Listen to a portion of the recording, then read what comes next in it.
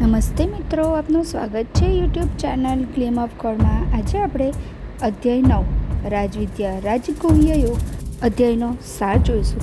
ધર્મમાં શ્રદ્ધા નહીં રાખનારા મનુષ્યો મને પામતા નથી અને મૃત્યુરૂપ સંસારમાં ભટક્યા કરે છે. સર્વભૂતો મારામાં રહેલા છે, પણ હું તેઓમાં રહેલો નથી. બધા પ્રાણીઓ સૃષ્ટિને અંતે મારી પ્રકૃતિમાં લય પામે છે. તેમને સૃષ્ટિના આરંભમાં હું ફરીથી ઉત્પન્ન કરું છું.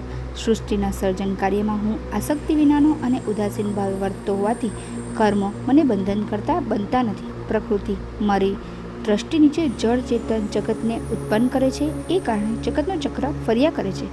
મૂળ લોકો હું સમસ્ત ભૂતોનો ઈશ્વર હોવા છતાં મારી અવગણના કરે છે. વિપરીત બુદ્ધિના લોકો મારી રાક્ષસી, આસુરી અને મોહ પમાડનારી પ્રકૃતિનો આશ્રય લેનારા હોય છે. મહાત્મા પુરુષો દેવી પ્રકૃતિનો આશ્રય લઈ મને અનન્ય ભાવથી ભજે છે.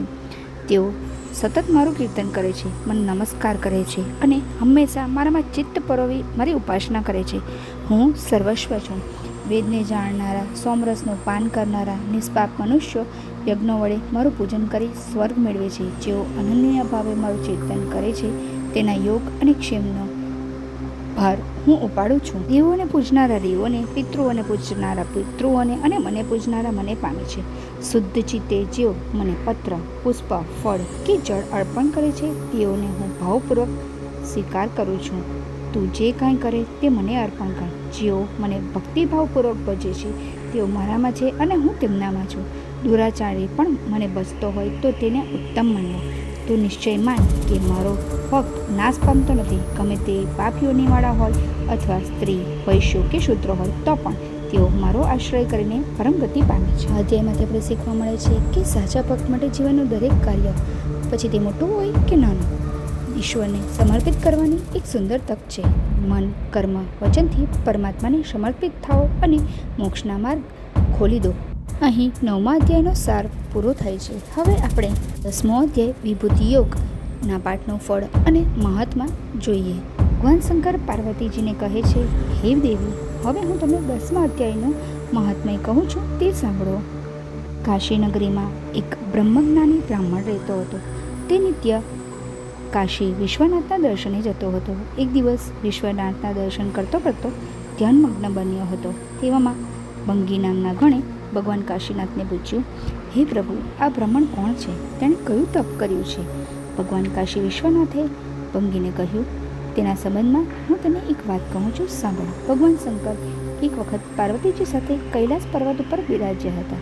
તેવામાં એક હંસ કમળનું ફૂલ લઈને ત્યાં આવ્યો અને એમને તે ચઢાવ્યું. એ હંસનો રંગ કાળો હતો. અમારી આજ્ઞાથી તે ત્યાં બેઠો હતો. અમે તે હંસને પૂછ્યું, તું કોણ છે? તારા શરીરનો રંગ કાળો કેમ છે? હંસે કહ્યું, હે ભગવાન, હું બ્રહ્માનું વાહન હંસ છું. એક સમયે આપના દર્શન કરવાની ઈચ્છા થવાથી બ્રહ્મલોકથી નીકળી આવ્યો હતો. ત્યાં રસ્તામાં માનસરોવર આવ્યું. ત્યાં એકાએક મારી ગતિ અટકી ગઈ. હું બેભાન થઈ જમીન પર પડ્યો. જ્યારે હું ભાનમાં આવ્યો ત્યારે મારું શરીર કાળું પડી ગયેલું જોયું. આથી હું ચિંતામાં પડ્યો. એ જોઈ માનસરોવરમાંથી કમલિનીનો અવાજ આવ્યો, હે હંસ, મારા ઉપરથી ઉડતા તારું શરીર કાળું થઈ ગયું છે. મેં તેને પૂછ્યું, તું કોણ છે? કમલિની કેમ થઈ છે? તે કહે, ગયા જન્મમાં હું બ્રાહ્મણી હતી. મારી પાસે એક મેના હતી. એ મેનાને હું શીખવતી હતી. એવામાં ત્યાં મારા પતિદેવ આવ્યા. તેમને જોયા છતાં મેં તેમનો સત્કાર ન કર્યો. આથી તે ક્રોધે ભરાયા અને મને શાપ આપ્યો. એ શાપથી હું મેના બની અને એક ઋષિના આશ્રમમાં રહેવા લાગી. તે ઋષિ દરરોજ ગીતાનો 10મા અધ્યાયનો પાઠ કરતા હતા. એ પાઠ કરવાથી હું અપ્સરા બની. મારું નામ પદ્માવતી પડ્યું હતું. એક દિવસ આ સરોવરમાં હું સ્નાન કરી રહી હતી. એવામાં દુર્વાસા ઋષિ ત્યાં આવતા જણાયા. તેમને જોઈ હું ગભરાઈ ગઈ. દુર્વાસાએ મને વિના વસ્ત્ર જળક્રીડા કરતી જોઈને શાપ આપ્યો કે તું કમલિની બનીને 100 વર્ષ સુધી આ સરોવરમાં રહે છે. હે હંસ, આજે 100 વર્ષ પૂરા થાય છે એટલે હું શાપમાંથી મુક્ત થાઉં છું. એ મુક્તિનું કારણ ગીતાજીનો 10મો અધ્યાય છે. એટલું બોલી તે અપ્સરા સ્વર્ગ તરફ જવા તત્પર બની. જતાં જતાં તેણે મને કહ્યું, કોઈ બ્રાહ્મણના મુખે ગીતાજીના 10મા અધ્યાયનો પાઠ તું સાંભળીશ ત્યારે મુક્તિ પામીશ. પેલો હંસ કાશી વિશ્વનાથને નમન કરી કોઈ બ્રાહ્મણના મુખે ગીતાજીના 10મા અધ્યાયનો પાઠ સાંભળવા ત્યાંથી ચાલી નીકળ્યો. એક તપસ્વી બ્રાહ્મણ એ પાઠ કરી રહ્યો હતો. ત્યાં જઈને સાંભળ્યો અને મુક્તિને પામ્યા. હે પ્રભુ, જેવી રીતે તમે હંસ અપ્સરા પર ફર્યા તેવી રીતે અમારા પર પણ ફરજો. જય શ્રી કૃષ્ણ. વિડીયો પસંદ આવ્યો હોય તો વિડીયો લાઇક, શેર અને સબસ્ક્રાઈબ જરૂરથી કરજો.